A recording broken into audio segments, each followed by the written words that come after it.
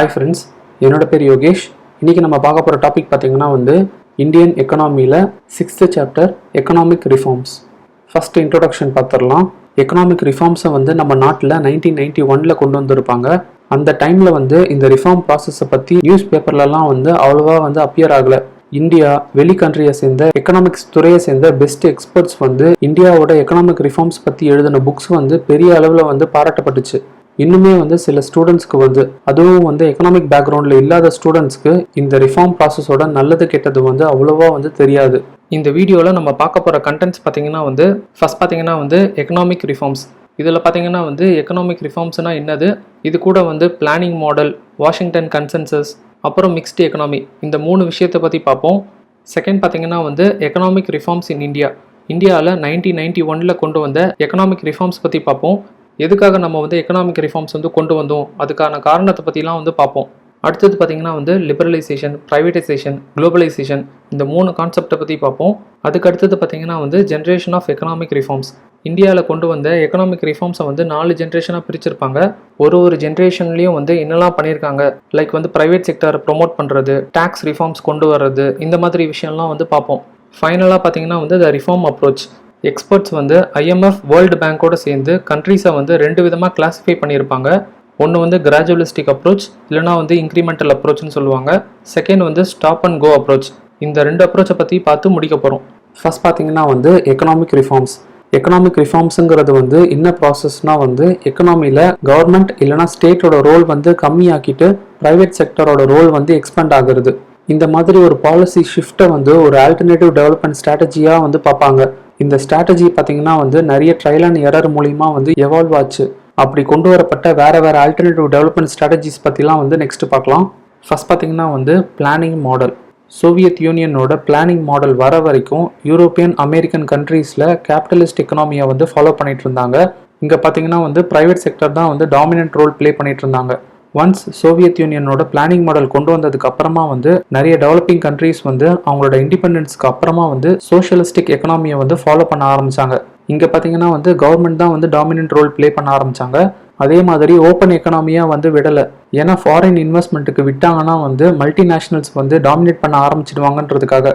அதுக்காக தான் import substitution மெத்தடை ஃபாலோ பண்ணிட்டு இருந்தாங்க. அதாவது இம்போர்ட் எதுவும் பண்ணாமல் டொமஸ்டிக்காக உள்நாட்டில் உற்பத்தி பண்ணுறதை ரீப்ளேஸ் பண்ணிட்டு இருந்தாங்க. 1970s இப்படி இருந்தவங்களோட growth ரேட் ஸ்லோவாக கம்மியாகிட்டு இருந்ததால வாஷிங்டன் கன்சென்சஸ் ஐடியாலஜியை ஃபாலோ பண்ண முடிவு பண்ணாங்க. அடுத்தது பார்த்தீங்கன்னா வாஷிங்டன் கன்சென்சஸ். 1980s ஸ்டார்டிங்கில் வேறு ஒரு புது டெவலப்மெண்ட் ஸ்ட்ராட்டஜி வந்துச்சு. பட் இதோட ஐடியா புதுசு கிடையாது. ஸ்டேட் டாமினேட்டட் எக்கனாமியிலிருந்து மார்க்கெட் எக்கனாமிக்கு ஃபேவராக ஆர்குமெண்ட் பண்ண ஆரம்பிச்சாங்க. நிறைய கண்ட்ரியில் அவங்களோட எக்கனாமிக் பாலிசியில் கவர்மெண்ட்டுக்கு எக்கனாமியில் கம்மியான ரோல் கொடுக்கணும்னு சொல்லிட்டு ஆர்கியூ பண்ண ஆரம்பிச்சாங்க. சோஷியலிஸ்ட் பிளான்ட் எக்கனாமியில் இருக்கிற கவர்மெண்ட்டை ப்ரைவேட்டைஸ், லிபரலைஸ் ஆக்க சொல்லியும், எக்கனாமியில் கவர்மெண்ட்டோட இன்டர்வென்ஷன் இருக்கக்கூடாதுன்னு சொல்லியும் ஸ்டேட் ஓன்டு கம்பெனிஸை விற்க சொல்லி சஜஸ்ட் பண்ணியிருப்பாங்க. இந்த டேர்மில் தான் எக்கனாமியை நேக்கட் கேபிட்டலிசமாக அதாவது மொத்தமாக கேபிட்டலிசமாக ஃபுல்லாக ஓப்பன் பண்ணி ஃபாரின் இன்வெஸ்ட்மெண்ட்டுக்கு விடுறதுக்கு ப்ரொமோட் பண்ணலான்னு நினச்சிருப்பாங்க.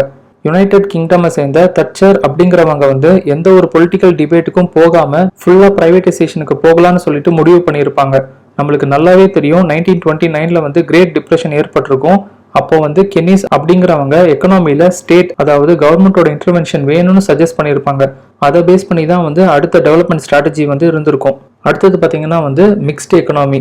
1990s மிட்ல நிறைய கண்ட்ரீஸ் கிளியரான ஐடியாலஜிக்கு போயிருப்பாங்க. அதாவது full and full Washington consensus ஐடியாலஜிக்கும் போல, அதே மாதிரி ஸ்டேட் லெட் பிளான்ட் எக்கனாமிக்கும் போகல. கரெக்டாக மிக்ஸ்டு எக்கனாமிக்கு போயிருப்பாங்க.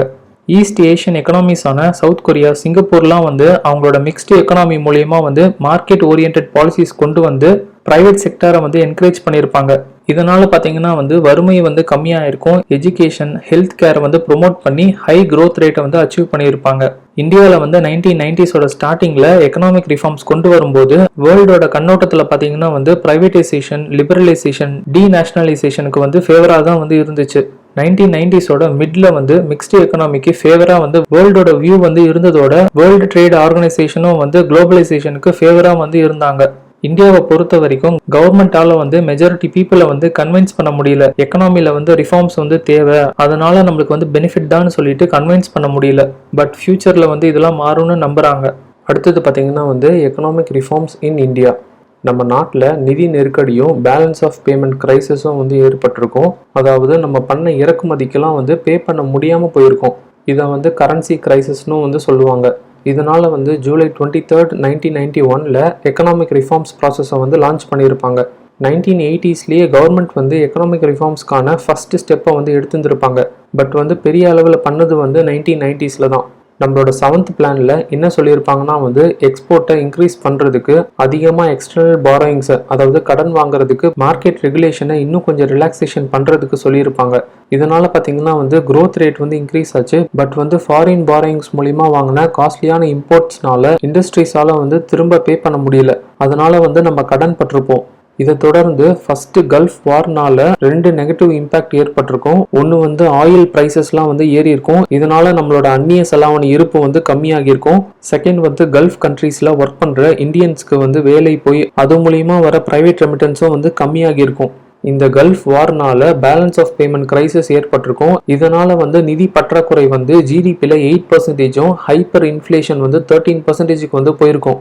இதுக்காக தான் வந்து எக்கனாமிக் ரிஃபார்ம்ஸை வந்து கொண்டு வந்திருப்பாங்க. அடுத்தது பார்த்தீங்கன்னா வந்து ஆப்ளிகேட்டரி ரிஃபார்ம். 1980ஸ்ல சில கண்ட்ரீஸில் வந்து ரிஃபார்ம் ப்ராசஸை வாலண்டியராக முடிவு பண்ணி கொண்டு வந்தாங்க.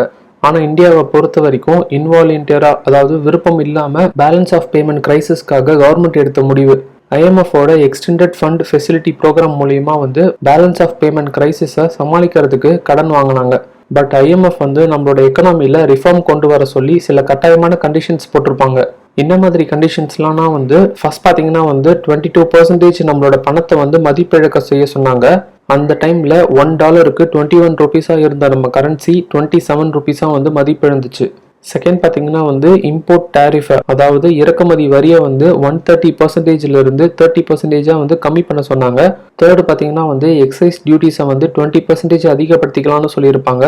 ஃபோர்த் பார்த்தீங்கன்னா வந்து கவர்மெண்ட் எக்ஸ்பெண்டிச்சரை வந்து 10% வந்து கட் பண்ண சொன்னாங்க, அதாவது சப்சிடி பென்ஷன்லலாம். ஐஎம்எஃபோட அல்டிமேட் கோல் என்னவா இருந்துச்சுன்னா இந்தியா வந்து சீக்கிரமாக பேலன்ஸ் ஆஃப் பேமெண்ட் கிரைசிஸ்லேருந்து வெளியே வரணும், அதே மாதிரி ஃபியூச்சரில் எந்த ஒரு கிரைசிஸ்லையும் போய் மாட்டிக்க கூடாதுன்னு நினச்சிருப்பாங்க. அடுத்தது பார்த்தீங்கன்னா வந்து ரிஃபார்ம் மெஷர்ஸ். இந்தியாவில் லான்ச் பண்ண எக்கனாமிக் ரிஃபார்ம் ப்ரோக்ராமில் 2 விதமான நடவடிக்கை வந்து இருக்குது. ஒன்று வந்து மேக்ரோ எக்கனாமிக் ஸ்டெபிலைசேஷன் மெஷர்ஸ், இன்னொன்று வந்து ஸ்ட்ரக்சரல் ரிஃபார்ம் மெஷர்ஸ். ஃபர்ஸ்ட் பார்த்தீங்கன்னா வந்து மேக்ரோ எக்கனாமிக் ஸ்டெபிலைசேஷன் மெஷர்ஸ். இதில் பார்த்தீங்கன்னா வந்து எக்கனாமியில் நல்லா டிமாண்டை பூஸ்ட் பண்ணுற மாதிரி எக்கனாமிக் பாலிசிஸ் இருக்கும். இது மூலயமா வந்து வேலைவாய்ப்பு வந்து அதிகமாக க்ரியேட் ஆகும், மக்களோட பர்ச்சேசிங் பவர் வந்து இன்க்ரீஸ் ஆகிறதுக்கு ஃபோக்கஸ் பண்ணியிருப்பாங்க. செகண்ட் பார்த்தீங்கன்னா வந்து ஸ்ட்ரக்சரல் ரிஃபார்ம் மெஷர்ஸ்.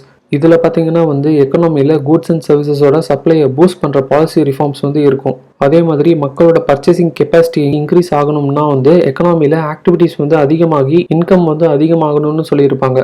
அடுத்தது பார்த்தீங்கன்னா வந்து எல்பிஜி. இந்தியாவோட எக்கனாமிக் ரிஃபார்ம் ப்ராசஸ் வந்து 3 ப்ராசஸ் மூலயமா வந்து கம்ப்ளீட் ஆகும்னு சொல்லியிருப்பாங்க. ஒன்று வந்து லிபரலைசேஷன், ரெண்டாவது ப்ரைவேட்டைசேஷன், மூணாவது வந்து குளோபலைசேஷன். இதில் குளோபலைசேஷன் தான் வந்து ரிஃபார்மோட அல்டிமேட் கோல். அதை அடையிற பாத் வழி வந்து ப்ரைவேட்டைசேஷன், அதுக்கான டைரக்ஷன் வந்து லிபரலைசேஷன் சொல்லியிருப்பாங்க. இந்த 3 விஷயத்தை பற்றி 1 by 1 நெக்ஸ்ட் பார்க்கலாம். அடுத்தது பார்த்தீங்கன்னா வந்து லிபரலைசேஷன். லிபரலிசம்லேருந்து வந்தது தான் வந்து லிபரலைசேஷன். லைக் வந்து நாட்டோட வளர்ச்சிக்கு தடையாக இருக்கிற சில ரெஸ்ட்ரிக்ஷன்ஸை, ரெகுலேஷன்ஸ் எல்லாம் வந்து ரிமூவ் பண்ணுறது. கவர்மெண்ட் வந்து அவங்களோட கண்ட்ரோலை வந்து கொஞ்சம் விட்டு கொடுத்து ப்ரைவேட் செக்டர் கம்பெனிஸ்க்கு கம்மியான ரெஸ்ட்ரிக்ஷனோட வந்து ஒர்க் பண்ண விடுறது. இந்த லிபரலைசேஷன் ஐடியாலஜி வந்து ஃபியூடலிசம்லேருந்து வந்தது. ஆடம் ஸ்மித்தோட ரைட்டிங்ஸ் மூலிமா வந்து பாப்புலர் ஆச்சு. இது பார்த்தீங்கன்னா வந்து லேசிஸ் ஃபயர் பிரின்சிபல்ன்ற பேரில் வந்து அடையாளம் காணப்படுது. அதாவது கவர்மெண்டோட இன்வால்மெண்ட் வந்து எக்கனாமியில் கம்மியாக இருக்கிறது. வேர்ல்டு எக்கனாமியை வச்சு ஒரு எக்ஸாம்பிள் சொல்லணும்னா வந்து யூஎஸ்ஏ அண்ட் சைனா, இவங்க 2 பேரில் யூஎஸ்ஏ பார்த்தீங்கன்னா வந்து சவுத் போலில் லிபரல் எக்கனாமியில் இருக்காங்க. அதுவே சைனா பார்த்தீங்கன்னா வந்து அப்படியே ஆப்போசிட்டில் நார்த் போலில் இல்லிபரல் எக்கனாமியில் இருக்காங்க. ஸ்டேட் எக்கனாமிலிருந்து அதிகமாக மார்க்கெட் எக்கனாமிக்கு போகிறது தான் வந்து லிபரலைசேஷன். இதே ப்ராசஸ் வந்து ஆப்போசிட்டாக நடந்துச்சுன்னா அது வந்து இல்லிபரலைசேஷன். இந்த 2 ப்ராசஸையுமே வந்து எக்கனாமிக் ரிஃபார்ம்ஸ் தான் சொல்லுவாங்க. ஏன்னா ரிஃபார்ம் அப்படிங்கிறது பார்த்தீங்கன்னா வந்து எந்த டைரக்ஷனில் போகிறது அப்படிங்கிறத பற்றி சொல்லலை. பட் வந்து வேர்ல்டு லெவலில் பார்த்தீங்கன்னா வந்து எல்லா எக்கனாமிக் ரிஃபார்ம்ஸும் வந்து நார்த்ல இருந்து சவுத் போலுக்கு தான் வந்திருக்காங்க. அதாவது இல்லிபரலைசேஷன்ல இருந்து லிபரலைசேஷனுக்கு. இந்தியாவை பொறுத்த வரைக்கும் வந்து அதே தான். ஸ்டேட் எக்கனாமியோட இன்ஃப்ளூயன்ஸ் கம்மியாக்கி கேபிட்டலிஸ்டிக் எக்கனாமியோட இன்ஃப்ளூயன்ஸ் வந்து அதிகமாகணும். ஆனால் இப்படியே போச்சுன்னா வந்து லாங் ரன்ல லிபரலைசேஷன் மூலியமா வந்து பார்லிமெண்டோட பவர் வந்து குறையலாம். அடுத்தது பார்த்தீங்கன்னா வந்து பிரைவேடைசேஷன். 1980s 1990ஸ்ல வேர்ல்டு லெவலில் இருக்கிற கவர்மெண்ட்ஸில் அதுலேயும் வந்து யூஎஸ்ஏ யூகேலலாம் வந்து அவங்களோட பாலிசிஸ் மூலியமா வந்து டீரெகுலேஷன், பிரைவேடைசேஷன், பப்ளிக் சர்வீசஸில் மார்க்கெட் ரிஃபார்ம் இன்ட்ரோடியூஸ் பண்ணுறதெல்லாம் வந்து பண்ணாங்க. பிரைவேடைசேஷனுக்கு இன்னும் மீனிங்லாம் இருந்துச்சுன்னா வந்து ஃபஸ்ட்டு வந்து டீநேஷனலைசேஷன், அதாவது கவர்மெண்ட்டோட ஓனர்ஷிப்பை 100% வந்து பிரைவேட் செக்டருக்கு கொடுக்கறது. இது மாதிரி யூகே நாட்டை சேர்ந்த தச்சர் அப்படிங்கிறவங்க வந்து பண்ணியிருப்பாங்க. பட் ஆனால் வந்து இந்தியா வந்து இந்த மாதிரி பண்ணதில்லை. செகண்ட் பார்த்தீங்கன்னா வந்து டிஸ்இன்வெஸ்ட்மெண்ட் பண்ணுறது, அதாவது ஸ்டேட் ஓன்ட் என்டர்பிரைசஸில் குறிப்பிட்ட ஷேர்ஸை வந்து பிரைவேட் செக்டருக்கு விற்கிறது.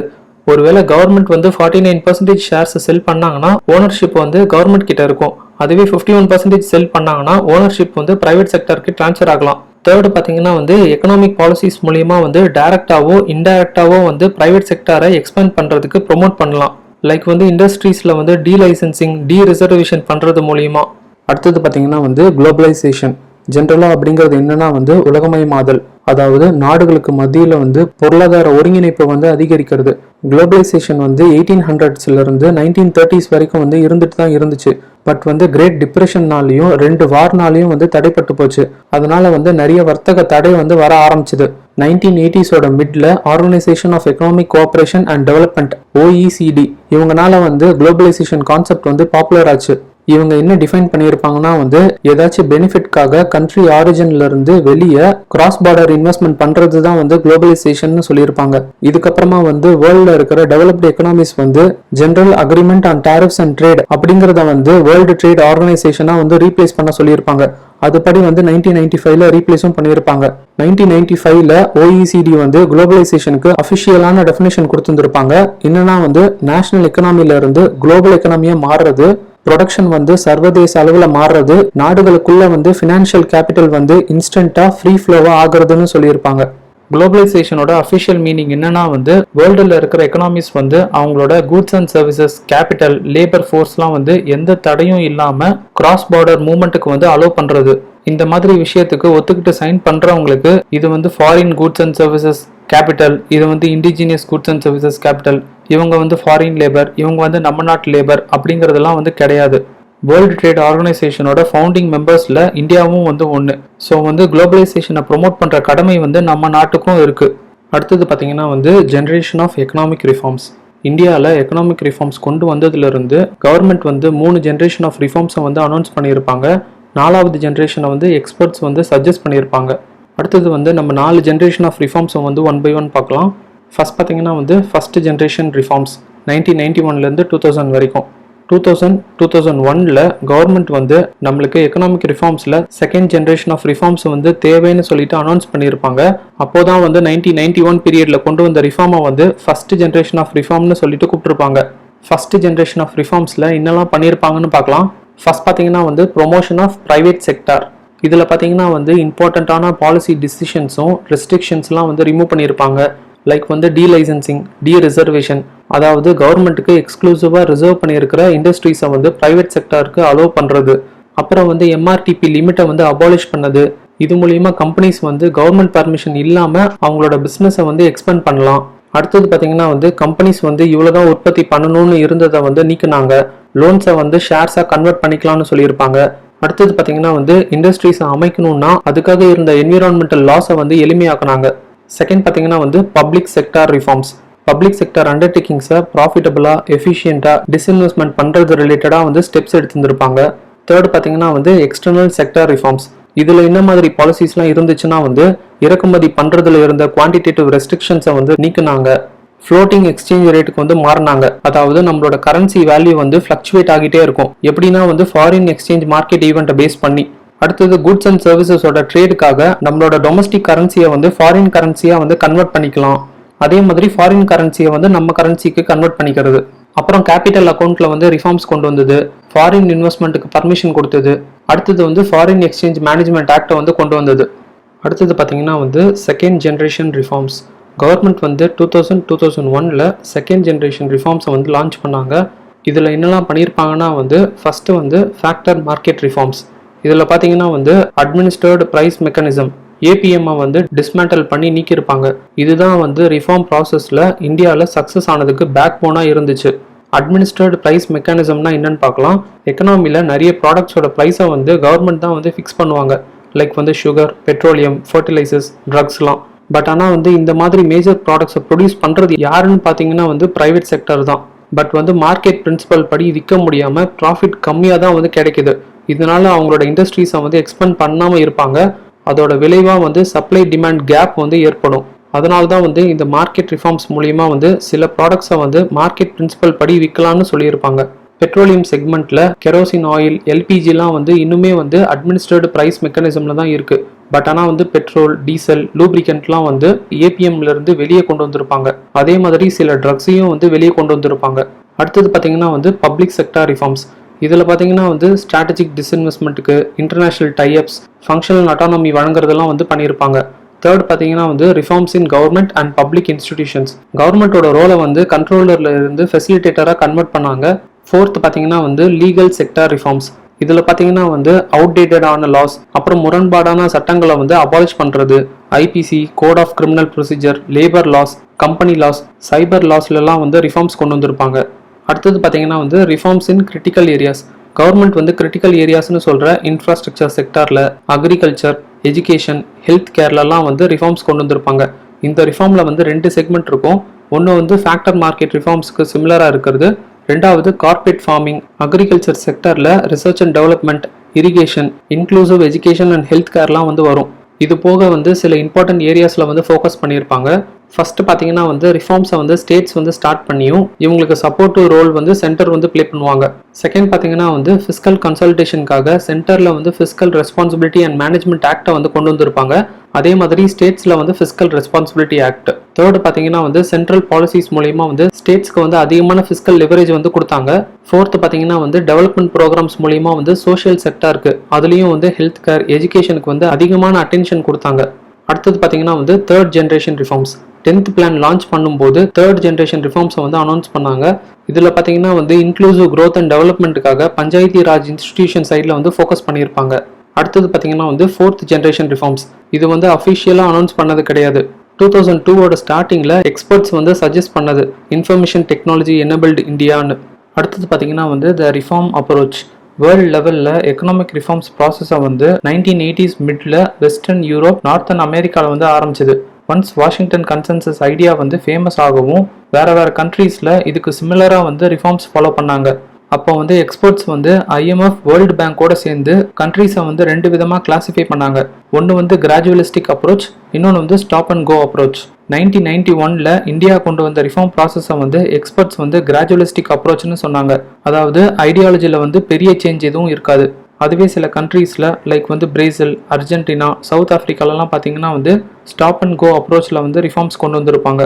இந்த மாதிரி ரிஃபார்மில் கவர்மெண்ட் வந்து ஃபஸ்ட்டு எந்த செக்டரில் ரிஃபார்ம்ஸ் கொண்டு வரணும்னு டிசைட் பண்ணுவாங்க.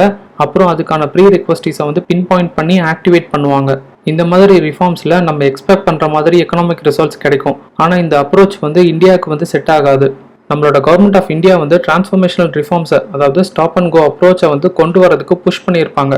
அவங்க கொண்டு வந்த ரிஃபார்ம்ஸ் பார்த்தீங்கன்னா வந்து ஃபஸ்ட்டு வந்து RBI ஆக்ட் 1934 சட்ட திருத்தம் செஞ்சு மானிட்டரி பாலிசி கமிட்டியை வந்து அமைச்சு இன்ஃப்ளேஷனை வந்து ப்ராப்பராக கொண்டு வரதுக்கு டார்கெட் பண்ணியிருப்பாங்க. செகண்ட் பார்த்தீங்கன்னா வந்து பப்ளிக் செக்டார் அண்டர்டேக்கிங்ஸை ஸ்ட்ராட்டஜிக் டிஸ்இன்வெஸ்ட்மெண்ட் பண்ணுறதுக்கு ரீஸ்டார்ட் பண்ணியிருப்பாங்க. தேர்ட் பார்த்தீங்கன்னா வந்து டிமானிட்டைசேஷன் பண்ணது. ஃபோர்த் பார்த்தீங்கன்னா வந்து பினாமி லாவை கொண்டு வந்தது. ஃபிஃப்த் பார்த்தீங்கன்னா வந்து பேங்க்ரப்சி லா. ஃபைனலாக பார்த்தீங்கன்னா வந்து ஆதார் ஆக்ட் கொண்டு வந்ததெல்லாம் வரும். ஓவராலாக பார்த்தீங்கன்னா வந்து இந்தியா வந்து கிராஜுவலிஸ்டிக் அப்ரோச்சை தான் வந்து ஃபாலோ பண்ணுறோம். பட் வந்து கண்ட்ரியில் லார்ஜ் ஸ்கேல் இன்க்ரிமெண்டல் ரிஃபார்ம்ஸ்க்கு போக சொல்லி கவர்மெண்ட்டுக்கு வந்து அட்வைஸ் பண்ணியிருப்பாங்க. அவ்வளோதான் ஃப்ரெண்ட்ஸ். அடுத்த வீடியோவில் இந்தியன் எக்கனாமியில் 7th chapter inflation and business cycle பற்றி பார்க்கலாம். தேங்க்யூ.